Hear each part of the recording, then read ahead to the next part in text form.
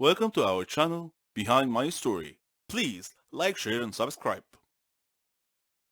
With all the problems and crises that we face in our lives, we need someone to offer us support and encouragement, even if it's just a simple word. At least some acknowledgement of your suffering makes you feel secure in knowing that you are not alone, which makes you feel you have the power to keep going. But what if the opposite happened? You would sink into a deeper pit of despair unless you are exceptionally strong indeed. This is what my story is about. My name is Brandon, and I am 25 years old. My family was very poor. I was the third of 6 siblings. We suffered from poverty, humiliation, and near starvation. Dad had long ago succumbed to drugs and alcohol to hold his despair at bay. We woke up every day expecting to find him dead from an overdose. I was different than most of my family. I had dreams. I was determined to rise up out of poverty and raise my standard of living. I tried various jobs to earn and save money. I liked architectural work, so I began studying knowledge in this field. I saved a little money, but not enough to change my life yet.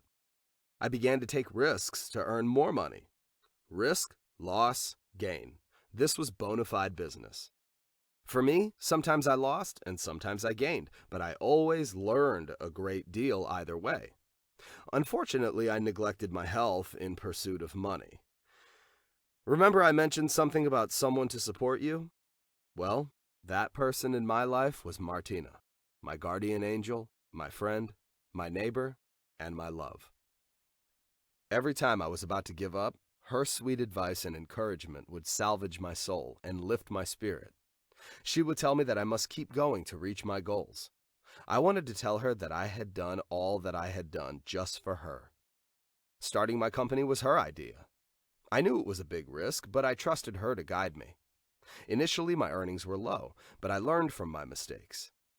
Slowly, I was able to save some money. Step by step, Martina was with me all the way. Finally, I became a successful businessman and gained a modicum of wealth. Eventually, I grew from one company to several companies and owned 3 or 4 cars. My brothers worked for me and had their own money saved in the bank. I bought a new villa for Mom, including a number of housekeepers. I was pleased to give Mom the better life she deserved. What's that, you ask? What about Martina? Did you imagine that I could forget about my inspiration and reason for living? No. We got married and lived together happily in a new villa. Despite all the problems at work, our relationship wasn't affected. I provided her whatever she wanted: money, clothes, jewelry. I owed her that much after all. I thought I had achieved my dream at last, but I didn't know that I had only set myself up for a very precipitous fall. My downfall began when I was in a meeting and suddenly felt terribly painful contractions in my stomach. As usual, I ignored my health-related symptoms, figuring that my mental discipline would overcome any physical weakness. All my energy went into maintaining the prosperity of my companies, but the pain didn't subside. As a matter of fact, it became recurrent and each time was worse than the one before it. Martina was worried and told me to go see a doctor. I was reluctant. Work demanded so much of my time, but she insisted, so I decided to put her mind at ease and go see a doctor. She, Mom, and my siblings are the most important things in my life. I predicted that the doctor would tell me that it was nothing to worry about. He would simply tell me to take 2 aspirin, drink plenty of fluids, and get lots of rest. So I went to a doctor who was a friend of mine. We didn't talk about my fatigue at work. He laughed because he knew that I preferred to chat and leave without any examination at all. He began examining me. I watched his face and saw his features go from relaxed to concerned to worried. He started re-examining my body parameters that he had already examined, as if to double-check something that he missed the first time. His look of worry grew deeper every time he checked something. I asked him if everything was okay, but I began to suspect what the answer would be. Once he finished his examination, he released the tension that had been building in his body. He looked me in the eyes. He asked me when I had begun feeling tired all the time. I told him it had been that way for quite a while. He was delaying telling me what he had found, trying to spare me from hearing the really bad news, I could tell. I told him to let it out, to be honest with me. The doctor took a deep breath and told me that I had advanced stage colon cancer. The last stage, to be exact. He said that treatment wouldn't help at this stage. It was too late for corrective actions to arrest or reverse the condition. Then I broke out into hysterical laughter. You must be joking, Doc. What do you mean by the last stage? There isn't any such thing, right? I insisted. The doctor was holding back tears. I'm sorry. I hated to break this news to you. I knew it would come as a terrible shock at this stage of your life with so much going for you. I was stunned, unable to speak. Martina came in. She saw our expressions and became worried and asked the doctor what he had found out. I told her it was nothing, but she knew immediately that I was lying. So I told her the truth. Strangely, Martina received the news stoically. She tried to reassure me that everything would be all right, that my health was good. She said we can see more expert doctors to help solve this problem. She was so strong, so confident, despite the shock of the bad news. But her facade of confidence belied a dark secret. I started radiation and chemical therapies in the hopes of a miracle happening. These treatments kept me away from work for a considerable time. When I finally returned to work one day, one of my trusted employees pulled me aside and said that he had to discuss a critical matter with me. He hesitantly told me that Martina was cheating on me.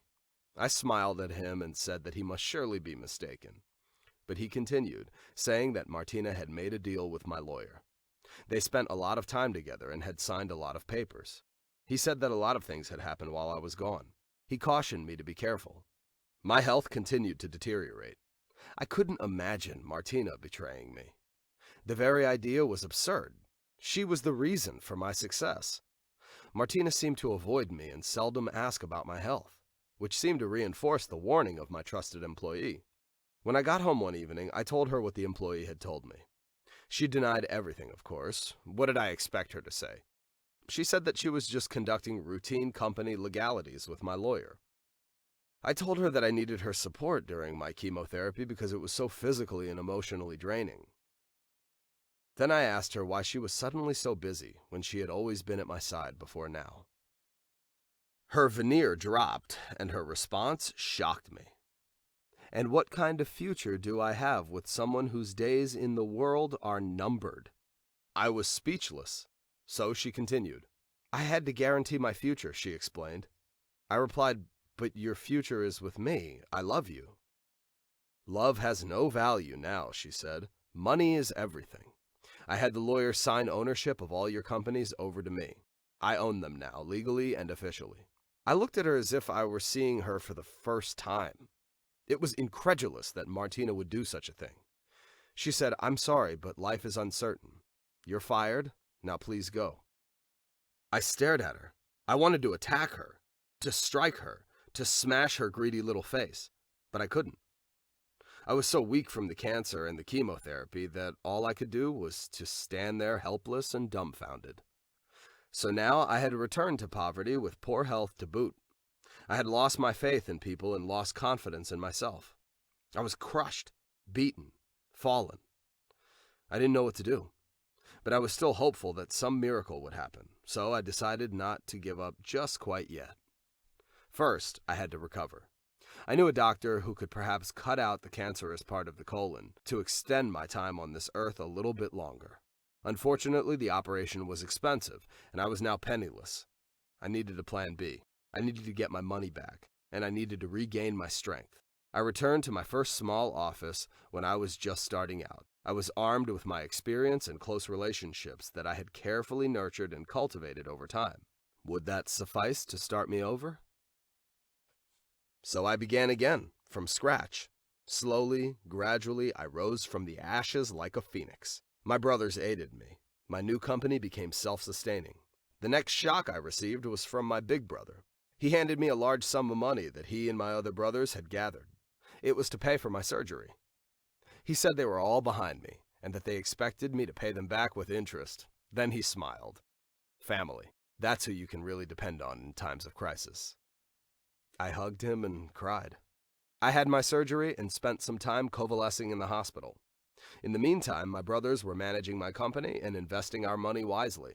After a while, I was discharged from the hospital with a clean bill of health, and I was determined to get back every penny that my dear, accursed Maria had taken from me. I was so looking forward to making her regret betraying me after all the things I gave her and did for her. Months went by, and my reputation was restored in the name of my new company, and my loyal customers left Martina's company to deal with my new company. Martina had mismanaged her companies, and they now were in trouble. I took advantage of this situation and slowly began quietly buying shares in her companies to the point where I obtained 52%, a majority ownership. Then I blithely notified Martina that I now owned her companies. She was livid, outraged. I had totally blindsided her. She had never seen this coming. She had figured that I had been long dead. Then I blithely notified Martina that I now owned her companies. She was livid, outraged. I had totally blindsided her. She had never seen this coming. She had figured that I had been long dead. But I had survived and come back stronger than ever. I took back all my property and companies, and now it was she that was left out in the cold. She had no one, and I still had my family.